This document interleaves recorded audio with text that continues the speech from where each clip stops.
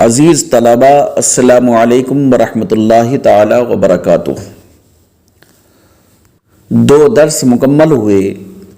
تیسرا درس شروع کرتے ہیں۔ بسم اللہ الرحمن الرحیم۔ ولا تصح نیۃ الاقامۃ ببلدتین لم یعین المبیت باحدہما۔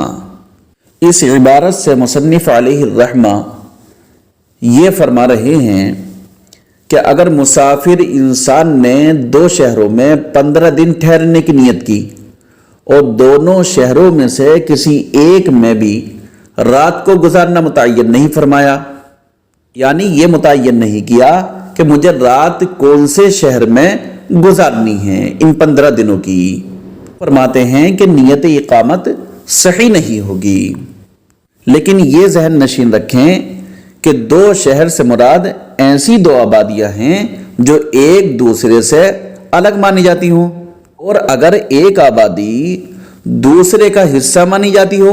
اس مقام پر اقامت کی نیت صحیح ہو جائے گی۔ ہاں اگر کسی مقام پر رات کو رہنے کی جگہ متعین کر لے، یعنی ایک شہر میں رات گزارنے کو متعین کر لے، جیسے آج کل فیری والے کرتے ہیں کہ وہ دن بھر گشت لگاتے ہیں آس پاس کے شہر میں یا گاؤں میں جاتے ہیں اور رات کو اسی مقام پر آ جاتے ہیں، تو ایسے شخص نے اگر اقامت کی نیت کر لی ہے، یعنی 15 دن ٹھہرنے کی نیت کر لی ہے، تو اس کی نیت صحیح ہو جائے گی۔ نماز میں قصر نہیں کرے گا بلکہ مکمل نماز پڑھے گا۔ اور اگر 2 جگہ ٹھہرنے کی نیت کی اور دونوں مستقل ہوں، جیسے مکہ اور مینا، تو مقیم نہ ہوگا، اور اگر ایک دوسرے کے تابع ہو جیسے شہر اور اس کی فنا، تو مقیم ہو جائے گا۔ لیکن ایک بات ذہن نشین رکھیں، علامہ صدر الشریعہ علیہ الرحمۃ ورضوان نے بہار شریعت میں یہ ذکر فرمایا ہے، یہ نیت کی کہ ان 2 بستیوں میں 15 روز ٹھہرے گا، ایک جگہ دن میں رہے گا اور دوسری جگہ رات میں، تو اگر پہلے وہاں گیا جہاں دن میں ٹھہرنے کا ارادہ ہے تو مقیم نہ ہوا، اور اگر پہلے وہاں گیا جہاں رات میں رہنے کا قصد ہے تو مقیم ہو گیا، پھر یہاں سے دوسری بستی میں گیا جب بھی مقیم ہے۔ اب عبارت کا ترجمہ دیکھیں، وَلَا تَصِحُ نِيَّةُ الْإِقَامَةِ بِبَلْدَتَيْنِ، اور اقامت کی نیت صحیح نہیں ہوگی بِبَلْدَتَيْنِ، 2 شہروں میں، اقامت کی نیت صحیح نہیں ہوگی 2 شہروں میں، لم یعین المبیت باحدہما، جبکہ اس نے رات کو گزارنا متعین نہ کیا ہو باحدہما، ان دونوں شہروں میں سے کسی ایک میں۔ اور اگر رات کا گزارنا متعین کر لیا ہے تو اس مسئلے کی وضاحت کر دی ہے۔ آگے دیکھیں، ولا فی مفازۃ لغیر اہل الاخبیۃ۔ مفازہ اس کا معنی آتا ہے جنگل، جمع آتی ہے مفازات، اور اہل الاخبیہ اس کا معنی آتا ہے خانہ بدوش، جو لوگ کہیں پر بھی خیمہ لگا کر رہنا شروع کر دیتے ہیں۔ اب اس عبارت سے یہ کہنا چاہتے ہیں کہ جنگل میں اقامت کی نیت صحیح ہوگی یا نہیں۔ تو سب سے پہلے یہ بات سمجھ لیں کہ جس جگہ اقامت کی نیت کی جا رہی ہے وہاں قیام کی صلاحیت ہو، لہذا اگر جنگل بیابان یا ویران جزیرہ ہے تو ایسی صورت میں اس میں اقامت کی نیت کی تو وہاں پر اقامت کی نیت درست نہیں ہوگی۔ لیکن خانہ بدوش لوگ جن کے قیام کی کوئی مستقل جگہ نہیں ہوتی ہے، وہ پوری زندگی جا بجا خیمہ لگا کر زندگی گزارتے ہیں۔ یہ لوگ اگر کسی غیر آباد جگہ میں خیمہ لگا کر زندگی گزار رہے ہیں اور وہاں رہیں، تو ان کے لیے اگر انہوں نے اس جگہ پر 15 دن ٹھہرنے کی نیت کر لی ہے تو ان کی اقامت صحیح ہو جائے گی، معتبر ہوگی۔ اور مسلمانوں کے لشکر، مسلمانوں کی ٹیم یا مسلمانوں کی ایک جماعت یا مسلمان کسی جنگل میں پڑاؤ ڈال دیں اور ڈیرا یا خیمہ نصب کر لیں اور 15 دن ٹھہرنے کی نیت کر لیں تو مقیم نہ ہوں گے۔ اور جو لوگ جنگل میں رہتے ہیں ان کی زندگی جنگل ہی میں گزرتی ہے، تو اگر ایسے لوگوں نے کسی مقام پر غیر آباد ٹاپو پر بھی جا کر 15 دن ٹھہرنے کی نیت کر لی ہے تو ان کی اقامت کی نیت صحیح ہو جائے گی. وہ لوگ اس جگہ پر نماز قصر نہیں پڑھیں گے بلکہ پوری پڑھیں گے، اور جو شہر کے رہنے والے ہیں یا گاؤں کے رہنے والے ہیں، خانہ بدوش لوگ نہیں ہیں، وہ نماز قصر ہی کریں گے. ولا فی مفازت لغیر اہل الاخبیہ، اور صحیح نہیں ہے جنگل میں، اور صحیح نہیں ہے جنگل میں ٹھہرنے کی نیت لغیر اہل الاخبیہ، خانہ بدوش لوگوں کے علاوہ. ولا لعسکرنا بدار الحرب، اور دار الحرب میں بھی ہمارے لشکر کے لیے اقامت کی نیت صحیح نہیں ہوگی، کیونکہ اقامت کی نیت اس جگہ معتبر ہے جہاں اقامت کی صلاحیت و قدرت ہو. چونکہ دشمن کی زمین میں اقامت کی صلاحیت نہیں ہے، ممکن ہے کہ آج ہی شکست کھا کر بھاگنا پڑے یا فتح حاصل کر کے آگے بڑھنا پڑے. اس لیے 15 دن کے قیام کی نیت کے باوجود بھی حکم یہ ہے کہ فوجی مسلمان قصر نماز پڑھیں. ولا لعسکرنا بدار الحرب، اور صحیح نہیں ہے ہمارے لشکر کے لیے دار الحرب میں، یعنی اور صحیح نہیں ہے ہمارے لشکر کے لیے دار الحرب میں اقامت کی نیت. ولا بدارنا فی محاصرت اہل البغی، محاصرہ یہ باب مفاعلت کا مصدر ہے، چاروں طرف سے گھیرنا. اور ہمارے ملک میں باغیوں کے محاصرے کی حالت میں بھی اقامت کی نیت کرنا صحیح نہیں ہے. مثال کے طور پر اگر دارالاسلام میں اسلامی لشکر امام حق کی مخالفت کرنے والوں اور امام حق کی اطاعت کرنے سے باہر نکلنے والوں کا محاصرہ کیے ہوئے ہے، اور یہ اسلامی لشکر 15 روز کے قیام کی نیت کر لے، تو یہ قیام کی نیت درست نہیں ہوگی، بلکہ انہیں قصر ہی کرنا ضروری ہوگا. اس لیے کہ ہو سکتا ہے کہ یہاں سے جو ہے ایک دم جانا پڑے، بادشاہ کا حکم نافذ ہو جائے اور فوراً یہاں سے نکلنا پڑے. وَإِنِ اقْتَدَى مُسَافِرٌ بِمُقِيمٍ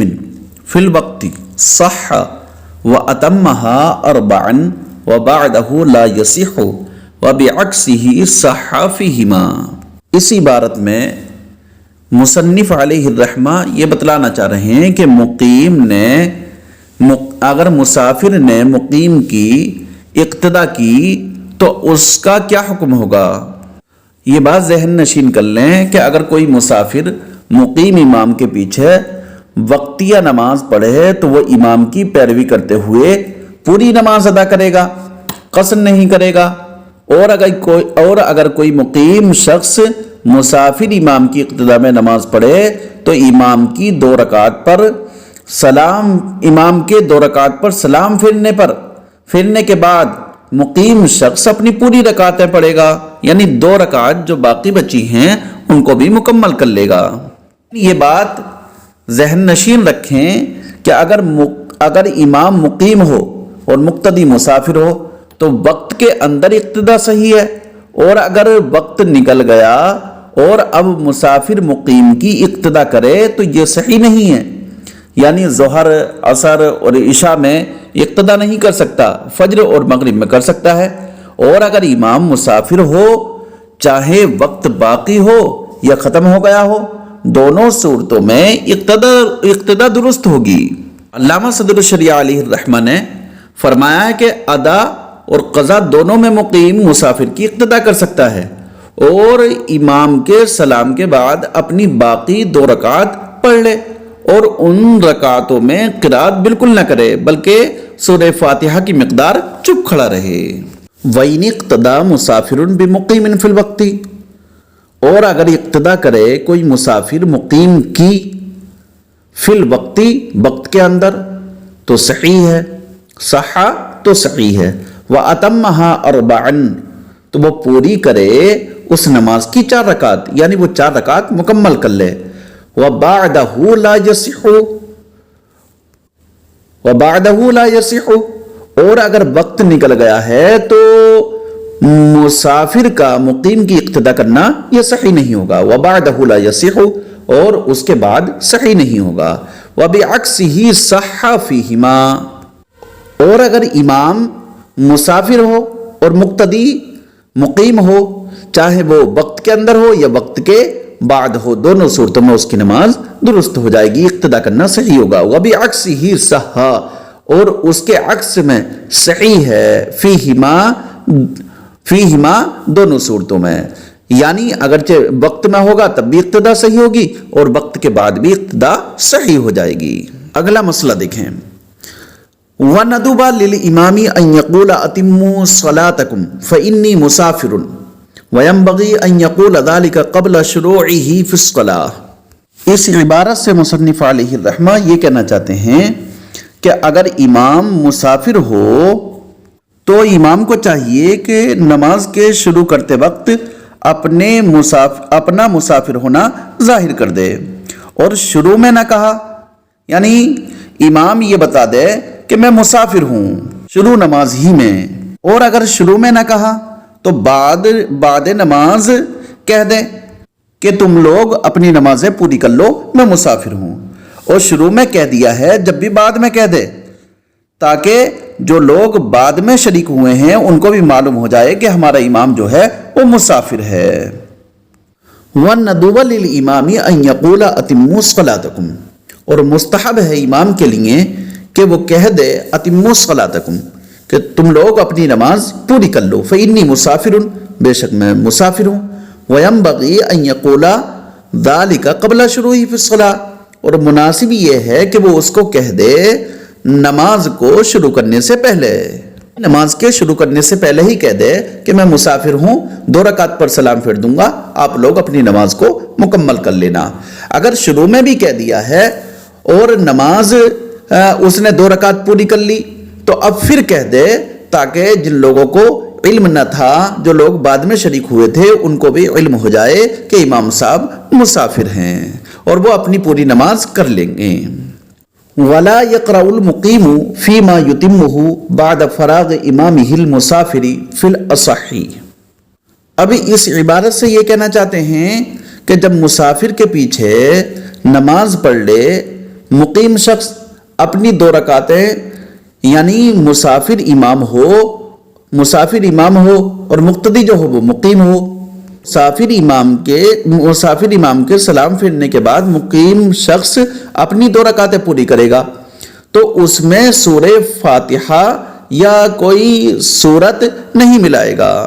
کہ سورہ فاتحہ پڑھنے کی بقدر خاموش رہ کر دونوں رکعتوں میں رکوع اور سجدہ کر کے نماز پوری کر لے گا, اور جب دونوں رکعتیں مکمل ہو جائیں اس کی نماز مکمل ہو جائے گی. یعنی اگلی دونوں رکعتوں میں مقیم مقتدی کو کچھ نہیں پڑھنا ہے, صرف سورہ فاتحہ کی مقدار کھڑے ہو رہنا ہے اور اس کے بعد میں رکوع سجدہ کرنا ہے, پھر اگلی رکعت میں بھی اسی طریقے سے کرنا ہے, اور پھر التحیات اور درود شریف و دعائے معصورہ پڑھ کر سلام پھیر دینا ہے. وَلَا يَقْرَأُ الْمُقِيمُ فِي مَا يُتِمُّهُ بَعْدَ فَرَاغِ إِمَامِهِ الْمُسَافِرِ فِي الْأَصَحِّ اور قرات نہ کرے مقیم, وَلَا يَقْرَأُ الْمُقِيمُ اور مقیم قرات نہ کرے فِي مَا يُتِمُّهُ بَعْدَ فَرَاغِ إِمَامِهِ الْمُسَافِرِ فِي الْأَصَحِّ ان رکعتوں میں جن کو پورا کرے گا اپنے مسافر امام کے فارغ ہونے کے بعد, فِي مَا يُتِمُّهُ جن کو پورا کرے گا بعد فراغ امامہ المسافر اپنے مسافر امام کے فارغ ہونے کے بعد, فی الاصحی صحیح ترین قول میں. وفائتۃ السفر والحضر تقضى رکعتین واربع والمعتبر فیہ آخر الوقت. اس عبارت کے اندر مصنف علیہ الرحمہ یہ فرماتے ہیں, دیکھو پہلے یہ بات ذہن نشین رکھو کہ قضا جو ہوتی ہے وہ ادا کے بموجب ہوتی ہے, یعنی اگر قضا جو ہے وہ حالت سفر میں ہوئی ہے, ادا جو ہوئی ہے وہ حالت سفر میں, تو اگر حالت سفر میں کسی انسان نے نماز نہیں پڑھی ہے اور وقت نکل گیا تو جب اس کی قضا کرے گا تو وہ انسان قصر کر کے قضا کرے گا, یعنی 4 رکعت کی 2 رکعت ہی پڑھے گا. اور اگر کسی کی حالت اقامت میں نماز قضا ہو گئی تو پھر جب اس کو پڑھے گا تو وہ 4 رکعت ہی پڑھے گا. لہذا سفر کی قضا 2 رکعت ہوگی، اور حضر یعنی قیام کی حالت میں جو قضا ہوئی ہے اس کو اگر سفر میں قضا کرے تو 4 رکعت پڑھے گا. لیکن مریض اگر تندرستی کے بعد کے زمانے میں مرض کی نمازیں قضا کرے گا تو اس کو کھڑے ہو کر پڑھنی ہوں گی، لیٹ کر یا بیٹھ کر جیسے کہ مرض کی حالت میں پڑھ سکتا تھا اب نہیں پڑھے گا. اور مریض اگر زمانے صحت کی نمازیں قضا کرے تو وہ موجودہ حالت کے بموجب لیٹ کر یا بیٹھ کر پڑھ سکتا ہے. اب آگے فرماتے ہیں والمعتبر فیہ آخر الوقت، یعنی اگر وقت میں نماز نہیں پڑھ سکا تو اب اگر وقت کے آخری حصے میں مسافر تھا تو 2 رکعت قضا کرے گا، اور اگر مقیم ہو گیا تھا تو 4 رکعت قضا کرے گا. دیکھیں وفائتۃ السفر والحضر تقضی رکعتین، اور سفر و حضر کی چھٹی ہوئی نماز 2 رکعت اور 4 رکعت ادا کی جائے گی. یہ لف و نشر مرتب کے طریقے پر ہے، یعنی سفر کی چھوٹی ہوئی نماز کیا ہے تقضی رکعتین، 2 رکعت قضا ہوگی، 2 رکعت ادا کی جائے گی. اور والحضر 4، اور حضر کی یعنی فائتۃ الحضر 4، فائتۃ الحضر تقضی 4، اور اقامت میں چھوٹی ہوئی مقیم ہونے کی حالت میں چھوٹی ہوئی نماز 4 رکعت پڑھی جائے گی. والمعتبر فیہ آخر الوقت، اور اس میں آخری وقت معتبر ہوگا.